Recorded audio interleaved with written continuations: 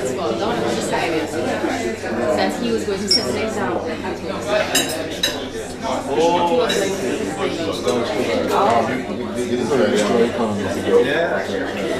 No, but he was setting an example for this.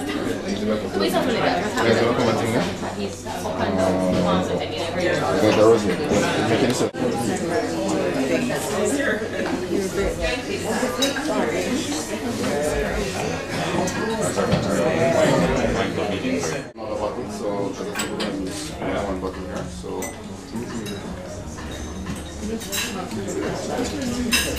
we can open another bottle and try another feeling rod, because sometimes you get another bottle variation and one bottle actually tastes a little off. It happens sometimes.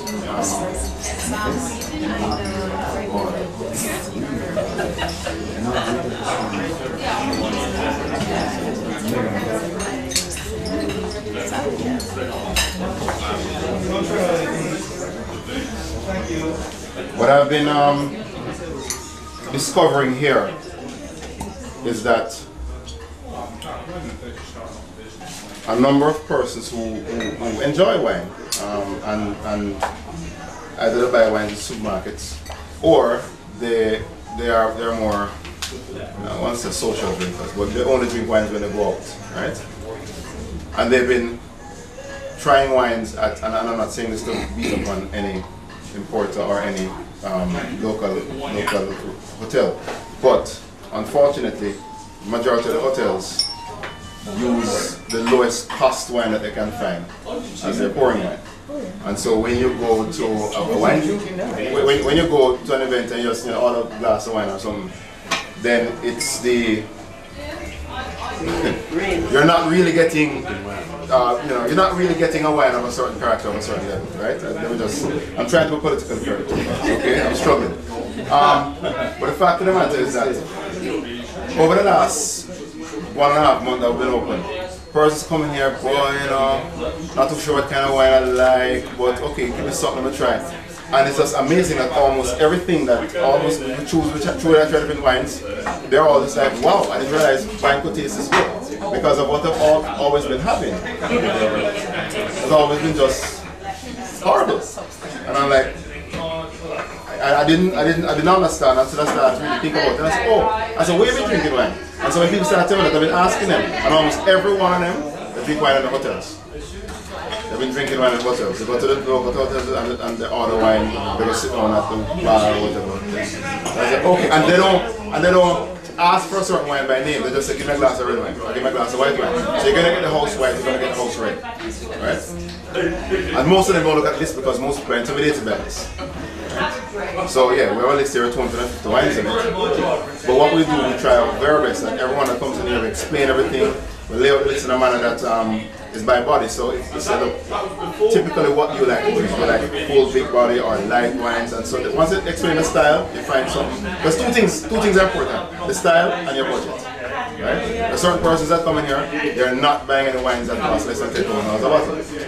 There's not. And there are certain people that the opposite do it. They're not buying anything that costs more than $2,000. So we have good thing there's good thing there's a variety.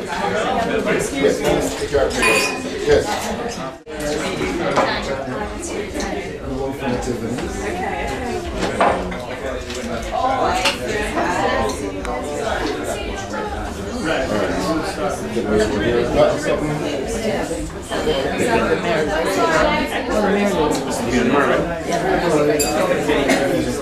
They look at the bottle. No, the bottle shape. These are no ours usually. What they call a pin on our shape. Bottle shape. Napkins are in that.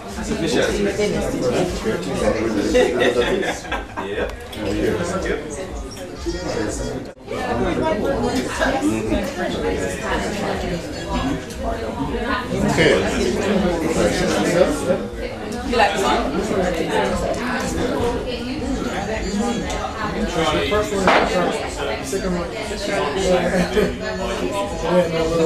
Pignon.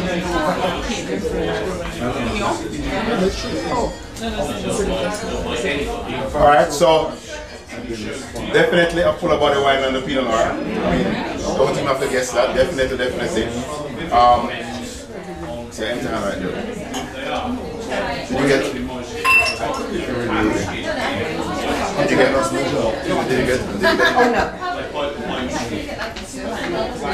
We have the Pinot Noir. This is the Merlot now.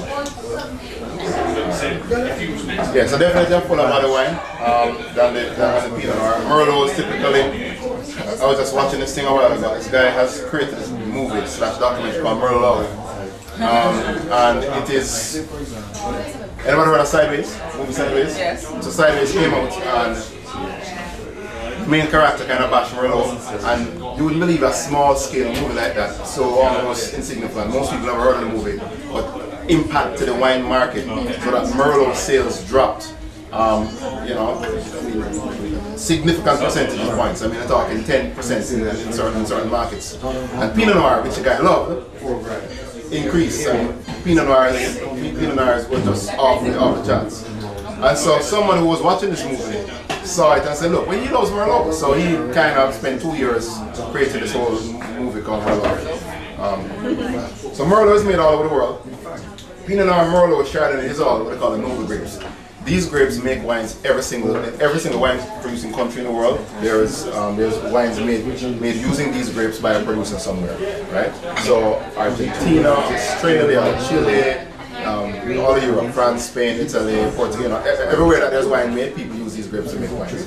So Merlot, of course, is one of the most popular grape varietals worldwide. And so Hob Nob went south of France, he do some stuff in south of France and only have this product. What are their notes there? What are they saying about it now? As rich as black currant cobbler. What's a black currant cobbler? I don't know what that is. I don't know.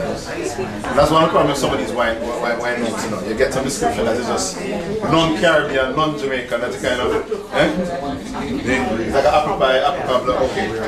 Okay, so black currant cobbler, or Merlot screams of ripe plum and blackberry aromas, mixed with hints of mint and licorice, giving way to a soft, dark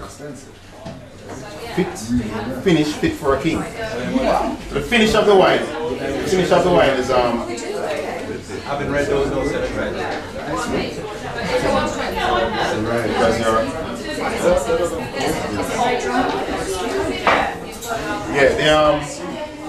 The finish, when you hear the term finish, some people call it the aftertaste. The finish of the wine is when you taste the wine and you swallow the wine, or spit, or sometimes spit. When you swallow the wine, there's a lingering sense of the wine, the taste of the wine still in your mouth, and that is called the finish of the wine.